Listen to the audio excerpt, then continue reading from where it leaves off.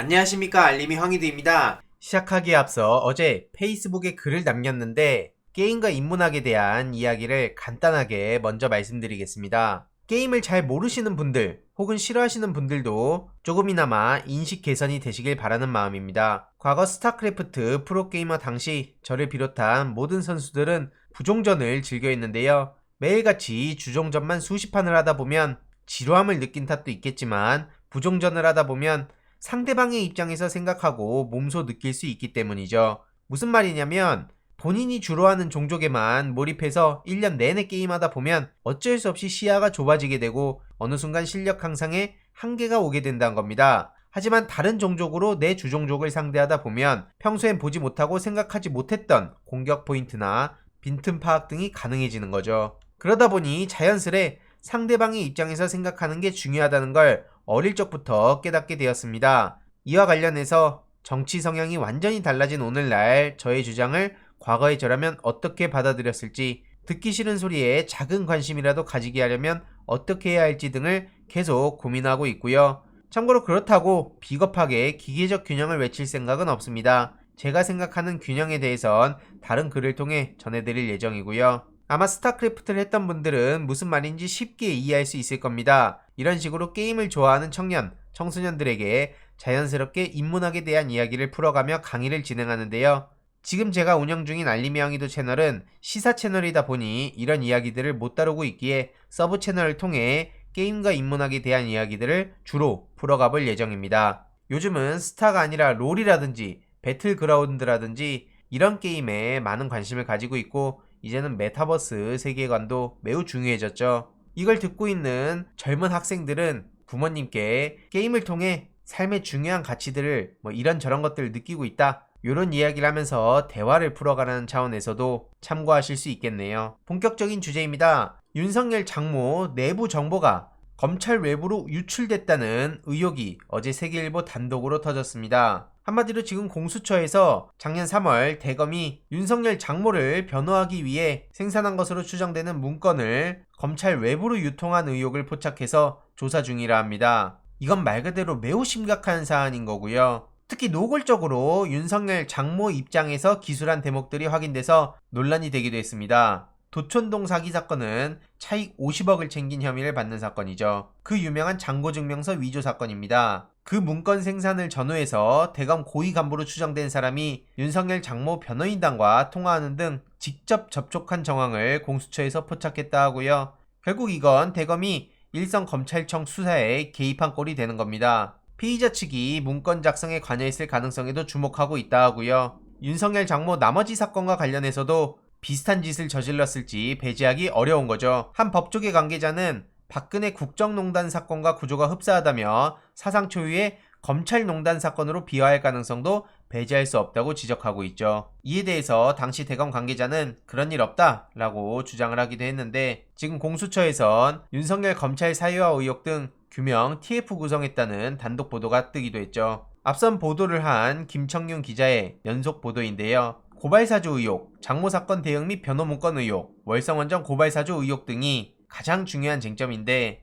이와 관련해서 윤석열을 정면으로 겨냥한 사안이라 대선 개입 논란 등 정치권 파장이 예상된다고 하는데, 이게 대선 개입이라고 생각하지 않습니다. 오히려 이걸 대선 개입이라고 생각을 해서 시간을 질질 끌다 보면 과거 MB 때랑 똑같은 꼴 나는 거 아니겠습니까? 애초에 이런 걸 노리고 윤석열이 되도 않는 대통령 후보로 나왔다는 얘기도 나올 정도로 너무나 심각한 사안들이 많다는 거죠. 아무튼 공수처에선 지금 총력전을 벌이는 것으로 해석된다는 얘기도 나오고 있고, 대검 수정관실 압수수색 과정에서 많은 자료들을 확보했다는 것으로도 알려졌습니다. 그런데 중요한 건 수정관실 관계자를 넘어 윗선, 즉 윤석열이겠죠. 이들과의 연결고리를 찾아야 한다는 수사 실무면에서도 사건을 모두 확인해야 된다는 판단이 있어서 여기에 집중한다는 얘기고요. 공수처가 곧 손준성 검사를 피의자 신분으로 소환 조사한다고 합니다. 장모 문건에 적시된 판결문을 검찰 내부방으로 열람한 수정관실 직원도 특정됐다 하고요. 월성원전 고발사주 의혹에서도 수정관실이 개입한 의심을 받고 있죠.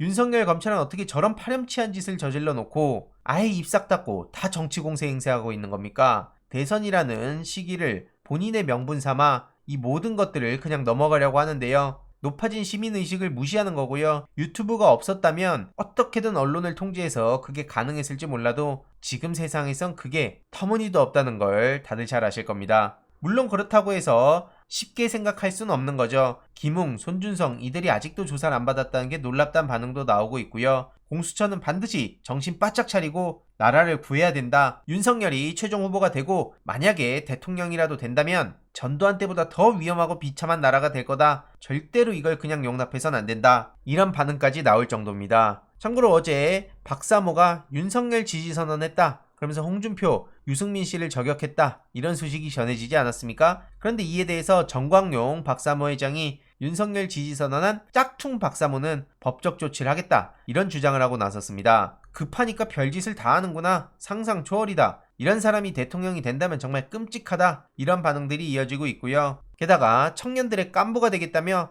안동대학교를 윤석열 씨가 언급한 적이 있었는데 안동대 총학에서 경상도 대학생협의회에 소속돼 있지도 않고 해당 행사에 참석한 사실도 없고 특정 후보를 지지하지도 않는다. 이렇게 명확하게 입장을 밝혔습니다. 한마디로 윤석열 측에서 그냥 멋대로 저렇게 학교를 언급한 거나 마찬가지라는 거죠. 참 별짓 다 하고 있죠. 계속해서 윤석열, 홍준표 이들의 만행에 대해서 전해드릴 예정이고요. 반면 이재명 후보에 대한 이야기도 굉장히 중요하겠죠. 현재 부동산 감독원 설치라든지 전국민 1인당 최소 100만원의 재난지원금 지급 등 파격적인 정책 공약을 내고 있는데 이에 대해서 심상정 의원이 세금이 꿀단지냐 이렇게 태클을 걸고 나섰습니다. 재난지원금은 집권여당의 대선 전략이 될 수 없다. 국민의 세금은 집권여당이 정치적 유불리에 따라 곶감 빼먹듯 하는 꿀단지가 아니다. 이렇게 태클을 걸고 나섰는데 중요한 건 심상정 의원 이거 내로남불 아니냐? 이런 댓글이 많은 추천을 받고 있었습니다. 직접 팩트 체크를 해봤는데 해당 댓글은 팩트가 맞았습니다. 작년 3월 심상정 의원은 전국민 100만원 지급하자. 찔끔 지원 안 된다. 그리고 작년 4월에는 문재인 정부 경제 철학이 확고하다면 홍남기를 해임시켜야 된다. 그리고 작년 9월에는 선별 지급에 매우 유감이다. 이런 입장을 밝히기도 했습니다. 오죽하면 심상정의 말은 심상정으로 반박할 수 있다. 이런 기사까지 나오겠습니까? 한마디로 전국민 100만원 주자던 심상정 의원이 막상 이재명 후보가 이를 주도하니까 반대한다. 그냥 이재명의 반대를 위한 반대를 한다는 얘기인 거죠. 본인도 저렇게 외치던 얘기를 어떻게 하루아침에 손바닥 뒤집듯이 뒤집을 수 있냐? 사실상 그러면서 국민의힘과 보조를 맞추고 있다는 건데 어쩌다가 정의당이 이렇게까지 됐는지 납득하기 어렵다는 시민들의 반응이 굉장히 많이 이어지고 있는 거죠. 이런 와중에 안철수 씨가 세 번째 대선 출사표를 던진다는 얘기가 나오고 있죠. 그래서 오늘 출마 선언을 한다고 하는데 얼른 나와서 안철수의 코미디 정치를 보여주시길 바랍니다. 아무튼 추가적인 소식들 계속해서 전해드리도록 하겠습니다. 이번 내용도 유익했다면 구독, 좋아요, 알림 설정, 멤버십 가입 정말 큰 힘이 된다는 점 말씀드리고 싶습니다. 이번 내용도 주위에 널리 공유 부탁드립니다.